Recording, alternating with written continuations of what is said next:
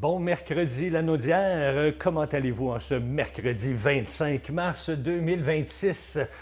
Vous êtes gelé? Ben, je vous comprends. Hein? C'est encore froid ce matin. Moi, je peux pas croire qu'on est rendu le 25 mars, puis qu'on se dit encore qu'il fait frais. Il fait pas froid, il fait frais dehors. Louise, t'es-tu gelé là, présentement à l'extérieur? Ben non, c'est pas si pire, Danny. Toi, tu dis tout le temps qu'il fait fret. Ben non, il fait froid ce matin, c'est -12. Hey, on a eu des -20, des -25. Là, avec un -12, Danny, voyons, on Ouais, est mais bien quand même. toi, t'aimes ça, Louise, le froid. Moi, je déteste le froid. Moi, je suis bien à 22, pas -22. 22 avec le cœur ouvert dans la maison. Le calorifère qui fonctionne tout le temps.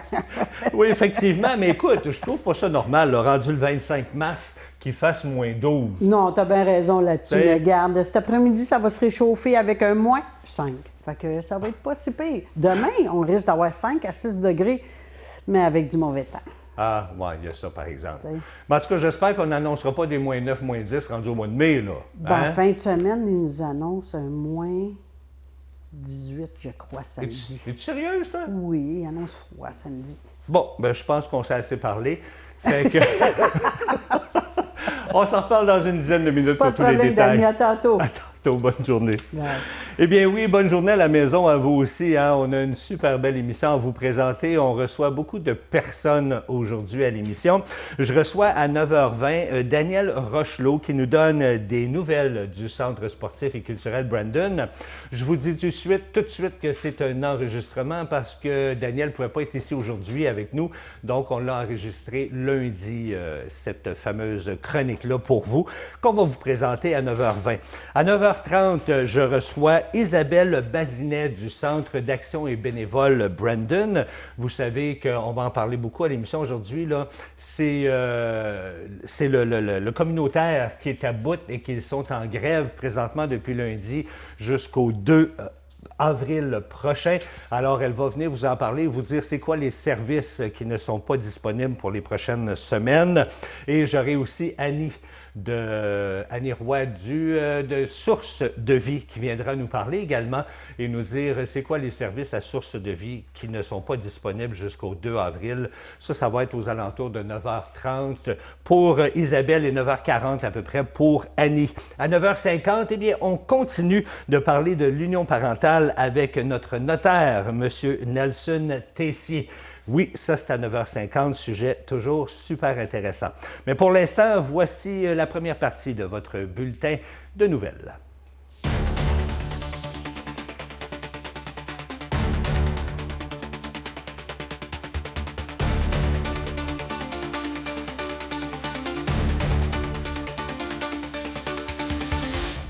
Eh bien, le nouveau budget provincial qui a été dévoilé la semaine dernière soulève des inquiétudes dans le milieu des télévisions communautaires. Alors qu'on prévoit plus de 567 millions de dollars pour les médias, bien, aucune somme additionnelle n'a été accordée aux télévisions communautaires. Plusieurs dénoncent un manque de reconnaissance envers le rôle essentiel dans les régions. Bien, pour en parler, retrouvons ensemble en vidéoconférence la directrice générale de l'Association des télévisions communautaires du Québec, Mme Amélie Heinz. Bien, bonjour, Mme Amélie Heinz, de la directrice générale pour l'Association des télévisions communautaires du Québec. Ça va bien? Oui, ça va bien, merci. Madame Heinz, on vient de dévoiler tout récemment le fameux budget provincial 2026 et on dit que dans ce budget-là, il va y avoir 567 millions de dollars qui vont être attribués aux médias, mais aucun sou pour les télévisions communautaires. Alors, j'aimerais connaître votre première réaction quand vous avez découvert ce budget-là.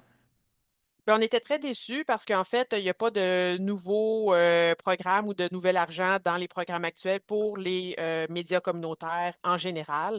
Donc, c'est simplement la reconduction de ce qui existe déjà, sans indexation ni rien. On n'a pas ben plus de détails que ça, malheureusement, mais on sait que c'est ça, il y a pas grand-chose pour nous autres là-dedans. La très grande majorité des mesures qui ont été annoncées, c'est pour les médias privés. C'est des crédits d'impôt, du financement pour les salaires, toutes des choses auxquelles nous, les médias communautaires, on n'a pas accès. Et c'est quoi le message que le gouvernement envoie aux télévisions communautaires si on n'a pas plus de sous comme ça?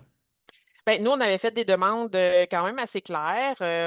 Ça fait quelques années, en fait, qu'on a toujours les mêmes demandes d'augmenter l'enveloppe du PAMEC, qui est le programme qui aide le financement à la mission des médias communautaires. Puis, clairement, ça n'a pas été écouté, puis ça n'a pas été répondu. Donc, le message que ça envoie, c'est que je sais pas, on n'est pas assez important, alors que c'est tout à fait l'inverse en ce moment avec la crise des médias. Les médias communautaires prennent de plus en plus de place dans le paysage médiatique parce que dans plein de régions, on est les seuls qui sont encore sur place parce que les réseaux privés, publics se désengagent des régions. Il y a des fermetures de bureaux un peu partout depuis les 7-8 dernières années. Il y a de moins en moins de journalistes sur le terrain.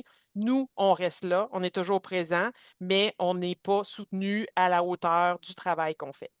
Pensez-vous que le gouvernement comprend un peu mal la situation de la réalité des télévisions communautaires? Euh, je sais pas, il faudrait leur demander à eux. C'est dur à dire. J'ai l'impression que oui, soit ils comprennent mal ou soit ils sont en mode, ils sont en mode coupure en ce moment, là. C'est la même chose dans tous les autres secteurs. Il y a des gros efforts qui ont été demandés du côté de la santé, du côté de l'éducation. Puis il y a eu beaucoup de backlash, là. Tu sais, je veux dire, les syndicats sont sortis, puis on dit ça n'a pas de bon sens. Puis il y a eu des reculs de leur part. Donc, nous, on continue à faire pression sur eux pour leur qu'ils réalisent que ce qu'ils proposent, c'est pas viable à long terme. Donc, on espère qu'ils vont éventuellement le réaliser puis changer leur épaule de. Ben effectivement, parce qu'écoutez, sur 567 millions, bon, il y en a la moitié que c'est en subvention. Ça va être juste reporté, comme on dit, là, d'année en année. Mais l'autre moitié, pourquoi juste les télévisions privées et non pas nous dans le communautaire? Parce que comme vous le dites, les grosses télévisions, les gros réseaux, ben souvent les nouvelles, c'est des grandes villes. Ils s'attardent très peu aux régions, tandis que nous, c'est ce que nous faisons. Nous, tu sais, on Oui. fait les nouvelles des régions, nous autres. C'est un peu... non, vous trouvez pas? Oui, exactement, c'est sûr. Tu sais, c'est dur à expliquer. Tu sais, ils justifient pas leur choix, tu sais, auprès de nous, évidemment. La plupart des commandes, ce qu'on sait, c'est que ça vient du Conseil du Trésor parce que eux cherchent à économiser de l'argent. On le sait. Puis c'est un gouvernement qui est en fin de mandat, donc ils ont à peu près plus rien à perdre parce qu'ils savent très bien. En tout cas, ça regarde très mal pour une réélection. Donc, je pense que c'est dans ce contexte-là qui prennent les décisions qu'ils prennent actuellement. Puis, malheureusement, ben, ça a des impacts négatifs pour nous puis le monde communautaire en général, là. Pensez-vous qu'il peut y avoir des services ou des stations qui peuvent disparaître justement à cause de ce manque d'argent-là? C'est toujours difficile à dire, là, tu sais, il y a des stations qui ont fermé récemment en Gaspésie. Est-ce qu'il y en a d'autres qui pourraient fermer? Écoutez, le financement, il disparaît pas, là. Tout ce qui arrive en ce moment, c'est qu'il n'y a pas de haussement vers le haut du financement actuel. Donc, on ose espérer que la plupart vont pouvoir rester puis continuer leur travail. Mais évidemment, ça ne change rien pour nous, qu'on va continuer à faire des représentations et essayer d'avoir un peu plus pour que les conditions soient meilleures dans les médias communautaires. Ben, vous savez que les médias communautaires, 90-95% des gens qui y travaillent, ce sont des bénévoles. Alors, est-ce que vous pensez qu'à un moment donné, là, ça peut pas fragiliser nos télévisions communautaires, parce que les bénévoles, on le sait bien, du jour au lendemain peuvent disparaître. Fait que, qu'est-ce que vous en pensez de ça? Oui, absolument. C'est toujours très fragile dans ce sens-là. C'est pour ça que c'est important d'avoir une base solide, donc une équipe rémunérée qui est bien en place, puis qui est capable de développer puis de travailler avec ces bénévoles-là. Parce que oui, le bénévolat, tu sais, il y a jamais rien de garanti, puis il faut travailler fort aussi pour aller en chercher. Il faut être bien ancré dans sa communauté, il faut avoir des réseaux bien développés, puis avoir une équipe fiable sur laquelle on sait que les bénévoles peuvent compter. Donc, c'est pour ça que c'est important que ce noyau-là soit bien soutenu. Et finalement, après ce fameux budget-là, là, qu'on n'a pas plus de sous pour les télévisions communautaires, c'est quoi vos prochaines démarches? C'est de continuer à approcher le gouvernement, travailler avec eux pour leur démontrer l'importance du travail qui est fait, puis les convaincre d'augmenter le niveau des enveloppes. C'est aussi de travailler à d'autres solutions avec eux pour augmenter le financement. Donc, on parle d'augmenter le financement, par exemple, en publicité gouvernementale qui est faite dans les médias en général, d'augmenter la part des médias communautaires. Ça, c'est quelque chose qu'on demande depuis quelques années. Parce que en ce moment, le gouvernement investit à peu près 4 bon an, mal an, de son budget publicitaire dans les médias communautaires. Nous, on aimerait que ce pourcentage-là augmente à 12 Le 4 en fait, c'est un décret gouvernemental qui a été voté dans les années 90, milieu 90. Mais on est conscient, nous, aujourd'hui, que la place des médias communautaires en ce moment dans le paysage médiatique québécois est beaucoup plus important qu'il était en 1995, avec toutes les fermetures qu'il y a eu, le désengagement des réseaux privés, les mises à pied de dizaines, voire centaines de journalistes en région un peu partout au Québec. Notre rôle est plus important, puis est encore plus primordial. Donc, un investissement qui reflète cette nouvelle importance-là devrait être fait. Donc, c'est sur ce genre de dossier-là qu'on va travailler dans les prochaines années. Pensez-vous que le gouvernement, lui, est au courant de l'importance qu'on a pour la population? Ben, en tout cas, les personnes à qui on parle au gouvernement sont maintenant au courant. Il faut maintenant convaincre le Conseil du Trésor. C'est eux qui détiennent les cordes de la bourse, évidemment. Puis, on n'est pas les seuls à faire des demandes. On le sait, c'est très compétitif. En ce moment, il y a des manifestations du communautaire à bout. Évidemment, on soutient absolument tout ce qu'ils font. On est derrière eux, on couvre les événements, puis il faut continuer à le faire. Mais c'est ça, on n'est pas seul, donc le gouvernement va falloir qu'il trouve un moyen d'aller chercher le financement nécessaire pour aider tous ces groupes-là de base qui sont nécessaires à notre démocratie puis à notre filet social. Écoutez, je vous laisse le mot de la fin. Si vous avez une phrase à dire au gouvernement, ça serait laquelle? Ben écoutez, je pense qu'ils ont déjà en main toutes les informations. On a produit des documents extrêmement complets et intéressants sur l'impact des médias communautaires dans notre démocratie, sur nos territoires. Donc, moi, je les invite à venir s'asseoir avec nous puis avoir une discussion de fond sur le pourquoi c'est nécessaire d'investir chez nous parce que c'est pas une dépense, investir dans ces médias communautaires, c'est un investissement qui a un impact réel sur nos communautés. Donc, je les invite à nous contacter. Madame Heinz, merci infiniment d'avoir pris le temps de nous expliquer tout ça aujourd'hui. Ça me fait plaisir. Eh bien, c'est ce qui conclut votre première partie du bulletin de nouvelles. On va aller faire un petit tour à l'extérieur pour connaître tous les détails météo avec Louise. Ben Dani, aujourd'hui, là, ça va être quand même une journée pas si pire. Tu vois, ce matin, c'est moins 12 degrés, fait que moins 12, c'est quand même pas pire, tu sais, avec un ciel variable. Cet après-midi, ben moins 5, fait que ça va se réchauffer, ça fait du bien pour les gens, là, qui veulent aller à l'extérieur, c'est le temps, parce que demain, pas sûr que vous allez y aller. Parce que ce soir, ben il va faire moins 6, mais la neige va commencer. Fait qu'elle va commencer ce soir, toute la nuit, demain matin. On devrait atteindre un 5-6 cm de neige là, de ce soir à demain matin parce que demain, vers l'après-midi, là, vers 1 heure à peu près, ou ça dépend, hein, la météo, on ne sait jamais, mais ça va changer en pluie. Fait que là, il va falloir faire attention parce que demain matin, c'est moins 2, demain après-midi, c'est 5 à 6 degrés.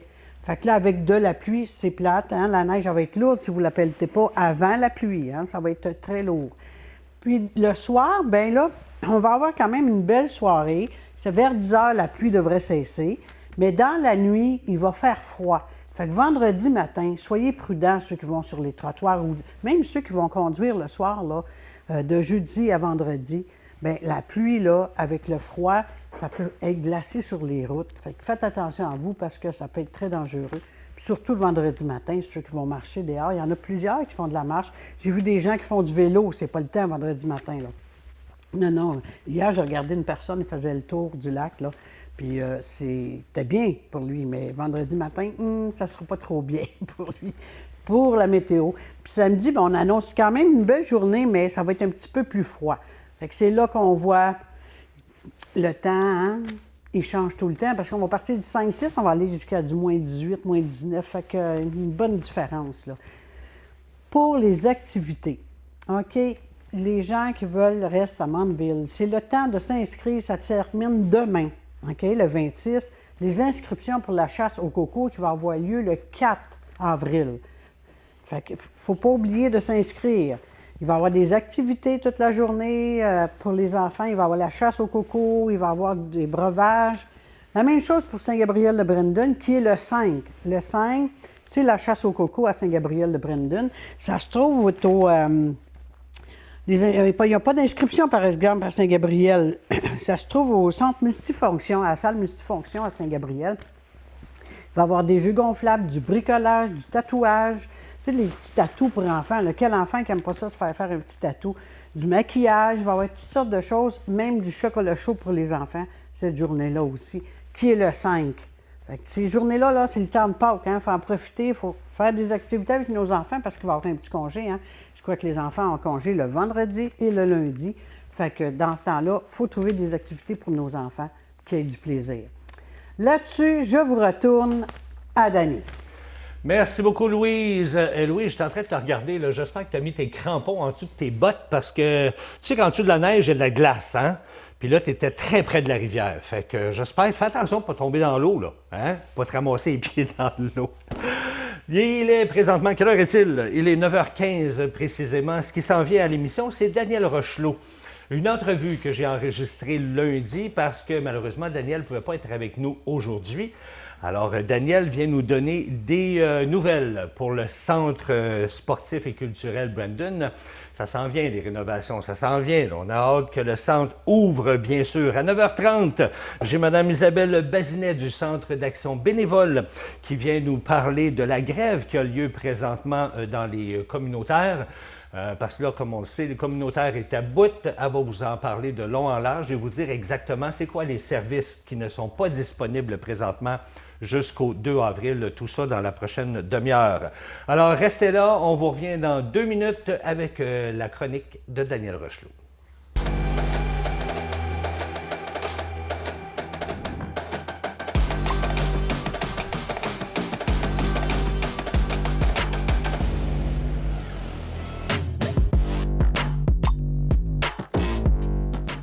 Daniel Rochelot, bonjour. Ben bonjour, ça va bien? Ça va très bien toi-même. Ben oui, top shape, comme on dit en bon français. Bon, parle-moi de ça, c'est important. Ben là, j'ai comme l'impression que Top Shape, ça s'applique aussi à l'Arena. Ça commence, là? Oui, on est un petit peu moins pessimiste qu'on l'était il y a quelques mois, là, parce que honnêtement, on est vraiment viré du bon côté, là. Beaucoup d'éléments sont en train de se fermer là, du côté de la patinoire. On peut dire que c'est quasi complété. Là. Ah oui? Je te dirais à 99%, il reste. On est en train de finaliser des petits tests puis des choses comme ça. Là. Mais vraiment, c'est la porte. Ce qui restait de majeur, il y avait la porte guillotine. La porte guillotine que vous avez fait installer. Qu'on a fait installer. Okay, on voit ça à l'écran, justement. Exactement. Là. Ça sert à quoi, cette porte-là? Bien, ça nous permet d'avoir accès, on entrepose à l'arrière des bandes, les tapis de protection pour le patinage de vitesse. OK. Et aussi les bandes pour les novices. OK. Il faut enlever puis débarquer de la glace rapidement parce que souvent, les événements s'enchaînent un en arrière de l'autre. Fait que ça nous donne un accès rapide au matériel sans être obligé de faire tout le tour. Sinon, d'être obligé de faire le tour, ça n'aurait pas été pratique. Mais ça n'a rien à voir avec les portes là, où il y a la Zamboni. La Zamboni, non. Ça, c'est de l'autre côté, cette porte-là. C'est carrément en dessous du tableau des marqueurs. Ah, OK, parfait. C'est nouveau, on n'avait pas ça avant. Là. Bien, on avait une petite là, pour pouvoir accès, mais là, c'est quelque chose de structure. Ah, ouais? Wow, c'est vraiment... Écoute, on a 8 pieds de hauteur libre pour rentrer, sortir avec des chariots, puis tout ça. Fait que, non, c'est un bel ajout. Un bel ajout. Là. Pour nous, ça va être au niveau de la fonctionnalité, là, ça va être vraiment merveilleux. Là. Fait que donc, ça, c'est complété. La patinoire est presque complétée. Comme tu dis, vous êtes en train de faire les derniers ajustements. Les baies vitrées sont toutes installées. Les filets de protection en arrière, en haut des baies vitrées, là, pour pas que la rondelle vienne frapper dans le tableau marqueur, puis à gauche, à protéger les spectateurs aussi. Ça, c'est complété, c'est tout posé. des beaux filets flambant neufs. Wow! Fait que, Ça a valu la peine d'attendre. oui. Les loges VIP qui devaient être supportées, puis c'est tout réglé. Les supports en acier sont tous installés. Non, en fait, ce qu'il nous reste à faire, à compléter, puis on est là-dedans, c'est la chambre des arbitres. OK. Les arbitres vont être contents, c'est-à-dire, parce qu'on a isolé les arbitres. Tu sais, dans le contexte actuel, c'est pas facile pour les arbitres, les spectateurs, les joueurs, les batailles, puis tout ça. Avant, nous autres, les arbitres sortaient à la même place que les joueurs, puis tout ça. Là, ils vont avoir leur propre... Maintenant, ils ont leur propre sortie dans la bande du côté de la Zamboni. OK. Une porte qui se roule pour eux, qui les amène direct à la chambre des arbitres, qui va être carrément isolée des spectateurs et des joueurs. Wow, bonne Ça, nouvelle. c'est un bon ajout aussi. Du côté de la piscine, comment ça Ouais. se passe? Ça va très bien, la piscine aussi. Il y avait la poutre, la fameuse poutre, Ouais, qu'il fallait ouais. changer. Là, puis la kit, Ça a c'est été fait. remplacé, si on la voit à l'écran. Ouais, là. on va la voir. Ouais, c'est ça, j'avais envoyé des C'est photos. l'ouvrage, ça, quand même. Hein? C'est toute la section, on voit en orange, ça, c'est la toile protectrice, là, OK. parce que ça donne dehors pour l'instant. Mais la poutre est installée. Ça a super bien été Ah pour oui? enlever la vieille puis réinstaller la nouvelle. Écoute, on avait une méga grue, parce que c'est à 55 pieds de long. Là. Tabarouette. Il fallait que ça ancre ça, puis que ça lève égal, puis venir déposer ça. Écoute, ça a été très, très, très, très, très bien. Hey, les gens connaissent leur métier. Hein? C'est pas Ouais, évident, ouais. là, de relever le toit pour Ah, sortir puis la poutre. Puis, ils descendent ça. Tu sais, c'est pour ça que tu as un étaiement, là, tu avais des poteaux bleus là, qu'on voyait Ouais, sur la ouais. photo. Puis que c'est vraiment l'étaiement, quand on voit très bien là, les poteaux. OK. Fait que ça supporte les autres poutres qui sont en travers, là, si on veut, de là, ouais. travers, qui viennent s'attacher à la grosse poutre. Wow. Il fallait que tout ça se supporte le temps qu'on débarque. ben oui, La on grosse met poutre, nouvelle. on installe la nouvelle. là. Fait que- Mais ça, c'est pas près d'être prêt, la piscine. Là, parce que là, il faut tout Ben là, sabler. on puis, sablé, peinturé. Il y a des planches qui sont pourries, il faut qu'on change. Puis OK. la toiture, c'est quelque chose, il faut la refaire au complet. Ah oui? Mais oui, OK. on la refait au complet. Juste du côté de la piscine? Oui, OK, juste du OK. côté de la piscine, parce que ça coulait pas mal. Puis fait que ça va être une toiture qu'on appelle sandwich. Il n'y a pas d'aération dedans. OK. Là. C'est vraiment, là, t'as le bois intérieur architectural, t'as un coupe-vapeur, la laine, un plywood par-dessus, Wow. des Z-bars. C'est vraiment, ça va être isolé là, comme ça ne l'a jamais été. Fait qu'il y a encore pas mal de travail à faire de ce Ouais, côté-là. il reste la piscine là, pour la peine. Là, on prévoit probablement être capable d'accueillir les gens pour au mois de septembre. Au mois de septembre? Ouais. OK. Au mois de septembre, je pense bien qu'on va être prêt, parce qu'après que tous les travaux sont finis, ben, il faut la remplir, la piscine. Ouais, c'est et il ça. faut la chauffer. Exact. Il y a 600 000 litres d'eau là-dedans. Là. Et- Fait que c'est beaucoup de... Ça prend plus qu'une heure. Ouais. C'est 2-3 semaines. Au moins, c'est au moins 3 semaines la remplir puis la réchauffer. là. Parce que nos gens sont gâtés un peu, ils se baignent à 87 degrés. Quand Ah, même. ça, j'aime ça. Ça, j'aime ça. Ça, j'aime ça. Oui, ça, j'aime ça. Fait que ça, mais je suis content parce que ça va bien. Là, tu sais, Ben oui. là. Écoute, après 40 ans, il faut en faire des rénovations à un moment ouais, donné. ouais. hein. Ta salle Multifonctionnelle. là, oui, la salle où on multifonctionnelle, fait des c'est fini, ça? Oui. Oui, on s'en sert comme entrepôt pour l'instant, Ok, là, ouais. mais oui, c'est fini. Il n'y a plus rien. Tout est fait de ce côté-là. Tout est fait de ce côté-là. Écoute, il nous reste à peu près 1 minute 30. Ouais. Moi, je voudrais que tu me parles. Vous avez eu une bonne nouvelle Oui. pour les Jeux de l'année prochaine. Oui, c'est oui, quoi oui. cette bonne nouvelle-là? En mars 2027, pas 2007, là, 2027, en fait, la ville de Joliette m'ont contacté parce qu'ils reçoivent j'appelle ça les Jeux olympiques spéciaux Québec. OK. Fait que, donc, c'est comme un volet... les gens qui ont certaines Handicap, difficultés, ouais. handicap, et tout le kit, qui participent à ces Jeux-là. Comme on va voir là dans les Jeux olympiques, là, Ouais, les vrais ouais, Jeux ouais, olympiques, ouais. ça commence Ouais, ouais, demain, ouais. mais c'est un peu la même chose. Fait que là, eux, ils n'étaient pas équipés pour faire le patin de vitesse. Fait qu'ils m'ont téléphoné pour me demander si on accepterait de recevoir le volet patinage de vitesse pour ces Jeux-là. Ici à Saint-Gabriel. Ici à Saint-Gabriel. Wow. J'ai dit oui sans hésiter. Là. Ah ouais? Vous connaissez ma passion pour le patin de vitesse. Non, je sais pas. C'est moi qui ai créé le club, là, puis tout ça. Fait que, ça. non, on est très, très, très excités à l'idée. Fait que dans le même mois ou à peu près, on va avoir 2 événements. On revient avec la compétition qu'on a faite comme l'année passée. OK. C'est aux 2 ans qu'on peut revenir. Fait que, en début février, je vais avoir la compétition régionale OK. qui couvre les 7 clubs de notre région. Puis un mois plus tard, en début de mars, on va avoir les Jeux olympiques spéciaux. Wow! Ça va être un bel événement, là. Ça va être la fun. Là. Puis, Wow, c'est super, ça. Fait qu'on est bien excités. Ben oui, ben mais ça... On sent que ça s'en vient. Là. Puis il va y avoir une belle patinoire toute neuve. Oui. Puis là, ma programmation commence tranquillement, pas vite. On a le gala de boxe le 23 mai. Oui. Qui... Ça se fait-tu dans la patinoire, comme ça? d'habitude, non. Ça se fait où, ça? Ah, ça se fait dans la salle multifonctionnelle. Oui, c'est vrai, OK. Puis après ça, on a le spectacle hommage à Elvis le 6 juin. OK. Fait que tranquillement, les ça activités, reprend vie. Ça reprend vie. Là. Je dois t'avouer qu'on est bien content parce que, je sais comme pas, on hein? dit, je suis un peu fatigué depuis le mois de fin avril l'année passée. Là. Tu dois te faire achaler beaucoup. Oui, un peu. Un petit peu. Daniel, merci beaucoup. Ben, Daniel, ça me fait plaisir. Super gentil. Puis j'ai hâte quand tu vas revenir là, à l'autre mois puis nous dire, ben là, c'est tout fini. Ouais, bon, presque. On va être rendu fin avril. Oui, c'est ça. À peu près, là. Il va rester juste la piscine. Oui, la piscine, puis déjà, ça va être avancé pas mal. C'est ça. Merci, mon Daniel. Ben, de rien. Nous, on s'arrête, on attend d'une pause et on vous revient rester là.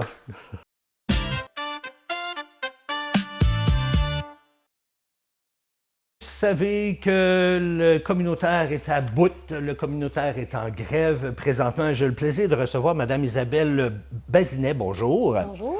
Mme Bazinet, vous travaillez pour le Centre d'action bénévole Brandon, mais aujourd'hui, vous représentez la MRC de Dautré. Oui, tout à fait. C'est quoi votre rôle à la MRC de Dautré? Bien, en fait, chaque MRC dans la région de la Naudière a nommé, c'est un gros, C'est un gros a mot. nommé une personne qui est comme responsable de tout mettre en place pour les actions qui se passent pendant les 2 semaines du mouvement Le Communautaire à bout. OK, fait que donc c'est vous qui avez été nommé pour ces 2 semaines-là. Et parlez-nous-en là, du communautaire à bout. Là. On en parle depuis quelques jours déjà. Vous êtes en grève depuis lundi. Pourquoi vous avez décidé de faire la grève? Bien, en fait, notre revendication principale, c'est le financement à la mission des organismes communautaires. On est à bout d'être saupoudré de miettes. C'est important d'avoir du financement. Ce qu'on appelle le financement à la mission, c'est le financement qui nous est donné pour faire l'ensemble de ce pourquoi on a été créé par la population. Depuis plusieurs années, il y a de moins en moins d'investissements dans le financement à la mission et de plus en plus par entente de service ou par des projets spécifiques avec des balises très strictes, ce qui fait qu'on n'a plus la latitude de faire les actions pour lesquelles on existe, les organismes communautaires autonomes. Donc, nous, on est là pour faire de la transformation sociale, on n'est pas là que pour donner des services à la population. Dites-nous exactement, c'est quoi votre rôle? C'est quoi vous faites exactement? Bien, en fait, c'est ça. Oui, on donne des services à la population, mais on fait aussi beaucoup d'éducation populaire autonome. Donc, on implique les gens qui fréquentent nos organismes à prendre conscience de la société, la lourdeur qu'elle leur met sur les épaules pour qu'ils se sentent moins responsables individuellement et qu'ils comprennent que c'est toute la société qui a un rôle à jouer et leur redonner du pouvoir sur leur vie. Donc, se mettre en action de différentes façons pour améliorer leur situation. C'est une des facettes. Puis, le fait qu'on n'a pas suffisamment de financement à la mission, la revendication qu'on porte beaucoup, le communautaire à bout, c'est des conditions salariales et des conditions de travail décentes. Parce que présentement, en moyenne, les gens dans le mouvement communautaire autonome sont en moyenne à 25 $ de l'heure. Donc, ça veut dire qu'il y en a qui sont beaucoup en bas de ça, il y en a un peu en haut, mais la moyenne est de 25 alors que ce sont des gens compétents, donc on est sous-payé. Et, ces gens-là travaillent 40 heures semaine? Bien, 40 heures semaine, c'est rare. Souvent, les gens vont travailler 28, 32, 35, aussi parce qu'il faut que l'organisme puisse les payer. Ouais. Donc, oui, on dit que c'est un choix de conseil d'administration de donner plus ou moins de salaire, mais le conseil d'administration ne peut pas donner un salaire quand il n'y a pas l'argent pour le faire. Effectivement. Puis là, vous avez décidé de faire la grève depuis lundi, et ça, c'est jusqu'au 2 avril. Qu'est-ce que vous faites en tant que grève? Il y a des services que vous allez quand même offrir, puis il y a des services que vous n'offrirez pas. C'est quoi les services qui sont coupés, là? C'est propre à chaque organisme. Les organismes prennent, avec leur conseil d'administration, la décision des services qui sont maintenus et des services qui sont arrêtés. OK. Donc, par exemple, dans mon organisme, présentement, on maintient les transports vers les hôpitaux pour les personnes âgées de 65 ans et plus. OK. Et on maintient la livraison de la popote roulante, parce que ça, ce sont des personnes isolées qui ne peuvent pas se déplacer. Sinon, le reste est maintenu, mais on fait des actions comme lundi après-midi, les bénévoles et des gens du centre communautaire sont venus fabriquer des pancartes. OK. Donc, il y a des gens qui ne peuvent pas venir dans la rue avec nous, qui ne peuvent pas venir à Québec, mais leur contribution, c'est de venir réfléchir avec nous et de fabriquer des pancartes que nous, on va amener dignement à Québec. Puis là, on va revenir tantôt sur Québec, mais là, aujourd'hui, mercredi, vous faites quoi exactement? Il y a quelque chose de spécial aujourd'hui? Il n'y Oui, a pas de marche? ou quelque chose? aujourd'hui, dans Saint-Gabriel, les organismes et la population est invitée à nous rejoindre. Ça va nous faire plaisir que vous nous démontriez votre appui. Donc, on se rejoint à Cible Famille Brandon, au 15 rue Monday à 13h15. Et on va aller faire une marche qui va s'arrêter devant chaque organisme. On va distribuer des tracts sur lesquels est expliquées nos revendications et on va distribuer des biscuits babounes. Des biscuits babounes. Oui, donc en contrepartie... Qu'est-ce que c'est des biscuits babounes? Bien, en contrepartie des biscuits sourires pour ramasser de l'argent, OK. nous, on va distribuer des biscuits babounes pour montrer que nous, de l'argent, bien, on n'en a pas suffisamment. Ah, j'adore ça. J'adore ça. Sont-ils chers, vos biscuits? Ils sont gratuits. Ah, ils sont gratuits en Oui. plus? Ah, ben mon Dieu, pourquoi pas. Parlez-nous de Québec, le 2 avril. Là, c'est vraiment tout le monde. Avant de parler de Québec, écoutez, j'ai une petite... pour dire aux gens, je vais finir par le dire, combien est-ce qu'il y a d'organismes au Québec? Il y a un communiqué que j'ai reçu ici du Parti québécois. Je ne sais pas si vous êtes au courant, la députée de Chicoutimi, porte-parole en matière de solidarité sociale et action communautaire, Mme Marie-Carline Laflamme, a déposé une motion afin de faire reconnaître le rôle essentiel du milieu communautaire. Bon, il y a ça. Mais savez qu'il y a près de 1600, vous devez le savoir certains, 1600 organismes communautaires dans 17 régions. C'est énorme, là, quand même, là. Moi, le dernier chiffre que j'ai eu ce matin, on serait rendu à plus de 1700 à travers Wow. les 17 régions du Québec. C'est énorme. Ça C'est fait énorme. beaucoup de monde, là, par région, là. Ça fait beaucoup de monde, ça fait beaucoup d'organismes, c'est du jamais vu, c'est un mouvement historique. C'est parti quand même assez petit et là, ça l'a grossi. Et plus de 1700, c'est 105 autobus Wow. qui vont partir des 17 régions du Québec pour s'en aller à Québec À le Québec. 2 avril.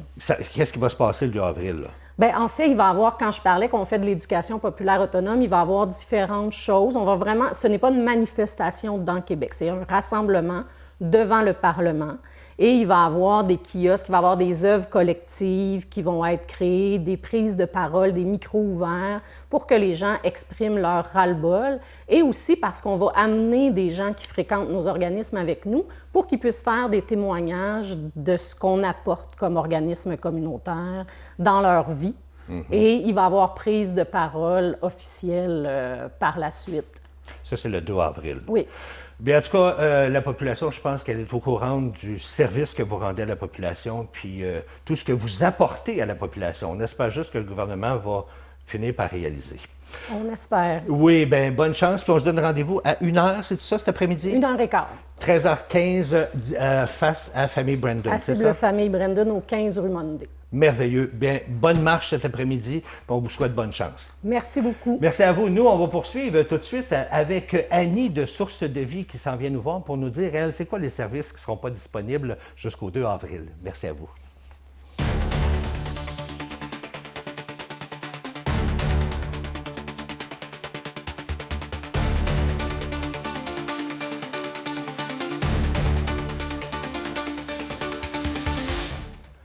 Eh bien oui, je suis avec Annie de Source de Vie. Annie Roy, bonjour. Bonjour Dany, ça va bien? Ça va très bien toi-même? Ben oui, ça va bien, Ben, malgré tout. Oui, malgré tout. Hein. On a demandé à Annie, vous la connaissez, Annie, elle papote avec nous, elle a même papoté avec nous cette semaine. Ben oui. Hein, taco lasagne. C'était bon, ça. C'était super bon. Puis, Mais c'est pas ça le sujet aujourd'hui. non, pas du tout. Aujourd'hui, on lui a demandé de troquer son tablier pour nous parler de la grève là, qui a lieu présentement. C'est quoi les services à Source de Vie qui ne sont pas disponibles jusqu'au 2 avril? Ben, en fait, on va maintenir l'aide alimentaire. Je vais répondre contrairement à ta question. OK. On maintient l'aide alimentaire, c'est un service essentiel. La clinique d'impôt, ceux qui avaient déjà des rendez-vous vont être honorés également. Par contre, si on a des gens qui arrivent qui ont besoin de photocopies, parce que ça, c'est des services qui sont non nommés, qu'on fournit, envoyer des fax, remplir des documents pour le gouvernement, l'aide au logement, ces affaires-là, pour les 2 semaines, on n'aura pas de service à ce niveau-là. OK. On répond pas au téléphone. OK. Le message dit d'appeler notre députée, Caroline Proulx, pour se faire soutenir dans nos actions. On a des gens qui arrivent des fois à l'improviste, qui sont en crise, qui ont des besoins. Habituellement, on réfère à nos organismes partenaires, Travail de rue, le Centre avec des ailes, tout dépendant du besoin de la personne. Là, on va référer au CLSC. Ah, OK. Parce que le OK. CLSC, eux, ils ont leur financement du gouvernement. Nous, souvent, on se fait référer des gens par le CLSC. Là, on va faire oui? le contraire. Bon, écoute, les autres sont payés, les autres travaillent. Et voilà, et voilà. Non, mais on est payé aussi, mais Oui, pas à oui. la juste valeur. Puis, faut le dire, là, les organismes tels que Source de Vie, qui font de l'aide aux faibles revenus, sont les moins financés. Ah oui? Oui. Puis écoute, on le voit comment les temps sont difficiles présentement. Les gens ont de la misère à arriver. Imagine ceux qui avaient déjà de la misère au départ, comment est-ce qu'ils sont dans la chenoute, excusez l'expression, aujourd'hui. Effectivement, avec la hausse des prix de la bouffe, des loyers, du gaz. Ouais. Puis le gaz, la hausse du gaz fait en sorte que tout le reste augmente aussi. Et parce voilà. que nos transporteurs ils payent plus cher de gaz et tout. Et là. voilà. Fait Puis que- c'est sûr que, tu sais, si on avait plus de financement, on serait en mesure d'offrir de payer un intervenant pour justement dégager un peu les autres organismes qui nous aident là-dedans. On veut partir des cuisines collectives, on n'a pas d'animateur, on n'a pas les moyens d'en engager un. Il faut trouver un bénévole, pas évident. Hey, Colin, non. Il y a toujours des choses comme ça là, qui nous impactent. C'est sûr que dans Brandon, on a une super belle collaboration avec les autres organismes. On se réfère entre nous, les gens, selon leurs besoins et tout le kit, mais on reste sous-financé, tous les organismes communautaires, vraiment. Là. Fait que c'est important qu'on maintienne le filet social. D'ailleurs, notre ruban rouge, Isabelle aussi en avait un tantôt, Ouais. c'est pour représenter le filet social qui se déchire. Oh, c'est bien pensé. Fait que c'est pour ça qu'on porte ce ruban rouge-là, pour montrer que on a besoin d'être reconnu à notre juste valeur. Puis on s'est assez fait presser le citron. Ah ouais, ça, j'ai trouvé ça drôle. J'ai dit, coudonc, elle s'en va-tu dans une émission de cuisine parce que t'avais des citrons? Ben non, c'est pour... Parce qu'on est tanné de se faire presser le citron. On n'a plus de jus. On a besoin d'être mieux soutenu. J'adore ça. J'adore ça. Oui, effectivement, vous avez besoin d'être mieux soutenu pour soutenir les gens qui sont dans le besoin. Et voilà. Puis il y en a beaucoup de gens qui sont dans le besoin. Il y en a énormément. Juste depuis que je suis arrivée à Source de Vie, ça fait presque 7 ans que je suis à Source de Vie, là, notre nombre de gens qu'on aide à chaque semaine a presque doublé. Eh mon Dieu, c'est énorme. ça, On là. arrive à notre capacité maximale. Là. On Tabarnouche. voudrait aider plus de gens. On n'est même pas en mesure d'aider les aînés démunis. Ils ne rentrent pas dans nos critères. Puis nos critères sont faits en sorte de la capacité qu'on est capable d'accueillir. Tout à fait. Alors, on est en recherche de solutions présentement. Là. Ben écoute, je vous souhaite bonne chance pour les 2 prochaines semaines. C'est pas voulu de faire de la grève, c'est qu'à un Non. moment donné, c'est un besoin essentiel. C'est ça. Parce qu'il y a des gens qui attendent, il y a des pauvres qui attendent après ça, des gens moins fortunés. Puis vous avez besoin de cet argent-là pour pouvoir venir en aide à ces gens-là. Exactement. Alors, pour citer Isabelle, parce Oui. qu'elle ne l'a pas dit tantôt, mais c'est elle qui l'a sorti, le communautaire est à bout, mais debout. Oh, c'est bon, ça, j'aime ça. Fait que, Annie? je le dis. Oui, puis tu as bien fait. Annie, merci beaucoup. Merci, Dany, de Nous- nous avoir accueillis. Nous, on va retourner à nos nouvelles. Parfait. Merci à toi. Bye-bye. Alors, qu'est-ce qui se passe du côté des nouvelles? Eh bien, la Coalition pour la dignité des aînés, le CDA, déplore l'absence de finances, eux aussi, spécifiquement consacrées au soutien à domicile dans le fameux budget 2026 du gouvernement Legault. Eh bien, l'organisme fait remarquer que cette omission survient à peine quelques semaines après l'annonce, en janvier, d'une politique nationale de soutien à domicile. Or, selon la coalition, bien, sans enveloppe clairement dédiée, il sera difficile de s'assurer que les ressources promises se rendent réellement jusqu'aux aînés qui en ont besoin. Eh bien, la coalition rappelle que des milliers de personnes âgées attendent toujours chez elles des services essentiels pour pouvoir continuer à vivre dans la dignité et en sécurité. Même si certaines mesures du budget sont saluées, eh bien, notamment pour les proches aidants et les résidences privées pour aînés, bien, l'organisme estime que cela ne suffit pas à répondre à l'ampleur des besoins. La CDA souligne aussi que les investissements prévus dans les infrastructures de santé, comme les CHSLD et les maisons des aînés, ne règlent pas à eux seuls le retard accumulé en matière de soutien à domicile. Eh bien, dans un contexte où la population québécoise vieillit rapidement, bien, la coalition presse donc le gouvernement de corriger le tir et de prévoir un financement ciblé, transparent et mesurable pour ce secteur jugé essentiel. Elle annonce par ailleurs la tenue le 21 avril prochain du forum Innovéné, une rencontre qui doit permettre de faire émerger des solutions concrètes pour améliorer le quotidien des aînés et de leurs proches. On se rend bien compte aujourd'hui que le prix de l'essence a beaucoup augmenté depuis quelques semaines. Eh bien, l'Agence internationale de l'énergie, l'AIE, propose des pistes pour réduire la consommation de pétrole dans un contexte marqué par les tensions au Moyen-Orient et leurs effets, bien sûr, sur le prix de l'énergie. Parmi les mesures proposées, bien, l'organisme recommande davantage de télétravail, une réduction de la vitesse sur les autoroutes, un recours accru au transport en commun, un covoiturage et aussi, bien sûr, une conduite plus économique. L'AIE suggère aussi de limiter les vols d'affaires, si vous êtes capable, de favoriser la cuisson à l'électricité plutôt qu'au gaz lorsque c'est possible, et d'encourager les entreprises à mieux gérer leur consommation d'hydrocarbures. Selon son directeur exécutif, M. Fatif Birol, bien, ces mesures ont déjà démontré leur efficacité dans différents contextes et pourraient contribuer à atténuer les répercussions économiques pour les consommateurs. L'organisation a par ailleurs amorcé la mise sur le marché de centaines de millions de barils provenant de ses réserves stratégiques afin de freiner la hausse des prix. Voilà, c'est ce qui complète vos actualités régionales. On s'en va tout de suite à l'extérieur voir Louise pour les détails météo. Bien, ce matin, là, on est très bien dehors avec un beau moins 12. Un beau moins 12, là. Moi, je trouve que c'est merveilleux, moins 12. On sort dehors, on a nos petits Kleenex dans nos poches parce que des fois, ça peut couler un peu quand on marche, puis un peu de vent. Puis cet après-midi, bien, moins 5. Toujours le ciel variable ce matin, ciel variable cet après-midi. Ce soir, bien là, on descend là, à du moins 6. Moins 6, mais la neige peut commencer. Peut-être 1 cm ce soir. Durant la nuit, on va tomber à moins 7, mais là, il annonce de 2 à 4 cm cette nuit. Fait que là, parce que demain, toute la journée, il va y avoir une journée très spéciale pour jeudi. Jeudi matin, ça va être de la neige. Et puis, dans l'après-midi, de la pluie. Je dis bien de la pluie. Fait que demain matin, ça va être moins 2. Demain après-midi, ça va être à 5-6 degrés avec de la pluie. C'est plate, mais c'est ça. On n'a pas le choix. Demain soir, jusqu'à 10 heures à peu près, il devrait avoir de la pluie. Après 10 heures, bien là, ça commence à être dans les moins. Fait que faites attention sur les routes ou quelque chose comme ça, parce que, pour m'en dire, quand on part de 5-6 avec de la pluie, puis qu'on tombe à du moins, bien, ça peut geler un peu au sol. Là. Fait que c'est du moins 5 qui nous annonce, fait que probablement ça va geler au sol. Fait que soyez prudents vendredi matin. Si vous sortez à l'extérieur, là, ça va sûrement être glacé.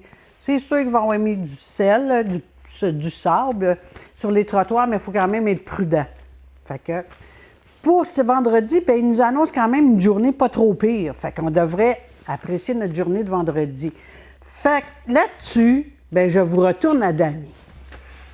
Merci beaucoup, Louise. Oui, on va s'arrêter, nous, le temps d'une courte pause et au retour, bien, on continue de jaser avec notre notaire, M. Nelson Tessier, qui vient nous parler de l'union parentale. On poursuit le sujet dans 2 minutes. Restez là.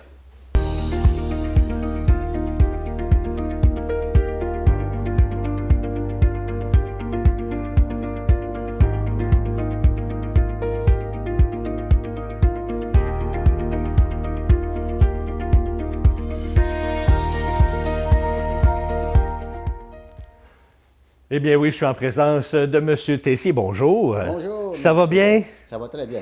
Merveilleux. On va continuer à parler de l'union parentale. Hein. On a commencé ça depuis quelques semaines. Faites-nous rapidement, là, en 30 secondes, là, un résumé de ce qu'on a dit depuis 2 semaines. C'est tout à fait approprié parce qu'on rencontre des gens, et suite à l'émission, là, qui m'ont dit, c'est bien maintenant, avec la nouvelle loi, nous, les conjoints de fait, nous sommes protégés. Un instant. Ah oui? Un instant. Ça ne s'applique pas à tout le monde. OK. Ça s'applique à ceux qui sont en union de fait et qui ont un enfant né ou adopté après le 30 juin 2025. Ceux qui sont en union de fait avant cette date-là et qui avaient des enfants ne sont pas couverts. Oh, c'est bon à savoir, ça. Ben, la loi est bien faite, cependant. Puis ça, c'est à partir de 2025, juin? 2025, 30 juin 2025. OK. Donc, si vous avez des enfants d'une union de fait, mais que c'est avant le 30 juin 2025, vous n'êtes pas couvert par la loi. OK. Automatiquement, ça entend. Bon. C'est quoi la loi parentale, l'union parentale? L'union parentale, ça permet aux deux conjoints de partager certains biens qu'ils ont acquis pendant leur union parentale. Fait que donc, ce qui est avant l'union, ça leur appartient. Ça leur appartient. C'est seulement et durant même- l'union. Et même aussi pendant l'union, mais il y aura un partage sur les résidences principales et secondaires, donc les chalets, les Winnebago, les meubles, tout ce qui garnit les résidences, les tableaux, les sculptures, le mobilier, Tout ça est partagé. tout ça, il y a une valeur. Ça fait partie du patrimoine familial. Il y a les autos qui servent à l'usage de la famille, déplacements, ces choses-là, pour aller à la garderie, les vacances, ces choses-là. Mettons que je pose une question. Mettons que... Je Ah, oui, veux oui, simplement, allez-y. parce que je ne vais pas oublier, il y a une chose, cependant, qui est différente du patrimoine familial, qui s'applique pour les gens mariés. Les fonds de pension, les régimes de retraite ne font pas partie du patrimoine d'union parentale. Oh, ça, c'est Ça bon à fait savoir. partie du patrimoine familial pour les gens mariés, mais pour les gens en union de fait, ça ne fait pas partie. C'est une bonne chose à savoir. C'est complètement différent. Exemple, mettons qu'on est ensemble depuis 3 ans, Mm-hmm. puis là, on décide d'avoir un enfant. Est-ce que l'union parentale commence il y a 3 ans Ah. ou à l'arrivée de l'enfant? À l'arrivée de l'enfant, c'est l'arrivée de l'enfant qui crée l'application de la loi. OK, c'est vraiment l'arrivée de l'enfant qui fait ça. Et à ce moment-là, le système est très souple. Vous pouvez, dans les 90 jours de la naissance de l'enfant, donc du début de l'union parentale, vous exclure par Ah oui? une convention. Pourquoi on s'exclurait? Parce que des gens, par exemple, 2 médecins, notaires, avocats, ont leur carrière. Et ils ne veulent pas qu'il y ait de partage sur les biens qu'ils vont acquérir. Ou ils ont des Ensemble. patrimoines de famille aussi qui progressent. Ils veulent vraiment rester indépendants. Donc, ils peuvent s'exclure dans les 90 jours. Et donc, l'union parentale sera réputée n'avoir jamais existé. OK, mais il faut qu'il signe un document, là. Ah oui, c'est un document Faut-tu que ça soit notarié? Tout doit être notarié. OK. L'autre façon, et là, je permets de rétablir la situation, j'ai fait un lapsus la dernière fois, j'ai parlé de 120 jours. Il n'y a rien à voir avec 120 jours. Après 90 jours, vous pouvez toujours vous exclure. OK. Sauf que l'union parentale aura existé entre le moment de la naissance de l'enfant et le moment où vous allez vous exclure. OK. Donc, cette portion-là, il devrait y avoir partage OK. pour qu'on puisse savoir qu'est-ce qu'il y en est lors de la fin de l'union. Parce Fait que que si j'ai acheté une maison dans ce court laps de temps-là, ça devient partagé. Exact. OK. Mais aussi, la souplesse, la beauté du système, vous pouvez vous exclure partiellement. Dire, le chalet, là, ça vient de notre famille. Je ne veux pas qu'il fasse partie de l'union parentale. Donc, on fait OK. un document notarié et on l'exclut du patrimoine de l'union parentale. OK. Fait qu'on peut faire ces Ouais. choses-là. Fait qu'il y a deux façons. Exclure un bien, mais l'union parentale continue pour le restant. Ou on peut exclure pour le futur l'union parentale, mais elle aura existé pendant la période du début à aller jusqu'à la signature de la convention. Est-ce- Et l'importance d'autres parents, vous parlez de ça tantôt, j'y arrive. Oui, allez-y. Ils sont déjà en union parentale, ils ont des enfants, mais ça dit pas union parentale, à l'union de fait. Ils disent, j'aimerais ça, moi, tout c'est un bon système. Donc, les gens qui sont en union de fait, qui ont des enfants, avant le 30 juin 2025, peuvent décider de s'inclure. OK. Donc, l'union parentale commencera au moment où ils signeront la convention, dire je veux dorénavant être soumis à ce régime-là. Bien là, c'est ça, vous me soulevez une question. Ce régime-là, ou cette union C'est ça. parentale-là, ce régime, Oui. est-ce qu'il est automatiquement fait, ça part tout seul quand on a un enfant ou il faut Exactement. signer des papiers? Non, exactement. Dès que vous avez un enfant, après le C'est 30 juin, automatique. le régime s'applique. Ce n'est pas le 30 juin 2025 que le régime s'applique à vous. Si vous n'avez jamais d'enfant, ça ne Ça s'appliquera s'applique jamais. pas, c'est ça. Mais aussitôt que j'ai un enfant, il est Et appliqué. c'est ça qui décolle Sans que j'ai à l'application. rien faire. C'est ça que vous avez rien à faire. Si Et- vous avez à vous exclure, là, vous avez de quoi faire. OK. Puis si jamais on était avant, avec les enfants, avant le mois de juin, ben là, On pourra aussi. là, faut faire un document notarié. C'est ça. OK. Exactement. Rapidement, il nous reste 2 minutes. Comment est-ce que Seigneur. le patrimoine, là, Ben, c'est parce qu'il y a différentes choses. La fin de l'union parentale. ouais, la fin, ça se La fin de termine l'union quand? parentale. Bon, Quand l'enfant a si on 18 allait ans? si on allait à La photo à numéro... la photo de la fin du régime de l'union parentale. Ça, c'est le numéro 8. le Ça, c'est la numéro photo 8. de Claude à l'écran, s'il te plaît. La photo Daniel numéro Rochelot, 2. bonjour. Bien, bonjour, madame. Alors, on va... Hop, ça s'en vient. On va apparaître à un moment donné dans la photo numéro 2. Le temps que Claude voit la photo. Qu'est-ce qui se passe, Bon, cette OK, photo-là? voyez. Il y a 4 situations qui mettent fin au régime. Merci, Claude. D'abord, il y a le décès, évidemment. OK. Il y a la rupture de l'union de fait. Ça fait des années. À un moment donné, on décide que ça en est terminé, donc il y aura lieu à partage. Ou bien, les gens, après un certain temps, on voit ça, bien, ça va bien, après plusieurs années, on va se marier. OK. Donc, ça met fin à l'union parentale. Puis ça Puisqu'on passe d'un devient régime- l'union de fait. Non, ça Non. devient un mariage si on se marie. Ah, ben oui, ben oui, ben oui, ben oui. L'union de fait, c'est quand 2 personnes vivent ensemble, c'est ça? C'est ça, sans enfant. Non, l'union de fait, c'est on vit ensemble sans être liés par les liens du mariage. Mais c'est quoi la différence entre l'union de fait et l'union parentale? Ah, parce qu'il y a Non, des c'est le enfants. c'est le patrimoine. Une situation crée un patrimoine, donc, en union de fait, avec un enfant, on crée le patrimoine d'union parentale. OK. Lorsqu'on est marié, c'est le patrimoine familial. Puis quand on est juste ensemble, ça devient l'union de fait. Exact, exact, tout simple comme ça. Ça fait trop longtemps que je suis célibataire, moi. Et, Je me souviens plus de ces de l'autre affaires-là. façon, on a un régime, nous autres, qui date de 82, l'union civile. Donc, OK. c'est comme un mariage, sauf que 2 conjoints de même sexe décident de faire ensemble une union civile. Ça a les effets similaires au mariage. Ça, c'est des OK. détails qu'on verra. Il nous reste l'établissement d'un 30 régime- secondes. Oh, déjà, mon Dieu, Oui, je peux il pas. va falloir que vous reveniez. Il va falloir que vous reveniez. Parce que le partage, est-ce qu'on a le temps pour le partage? Ça, c'est quoi, la dernière photo? La 4e? Ouais, c'est la 10e. Oui, la photo numéro 4, Claude, s'il te plaît. Simplement pour vous donner un petit exemple comment ça se partage.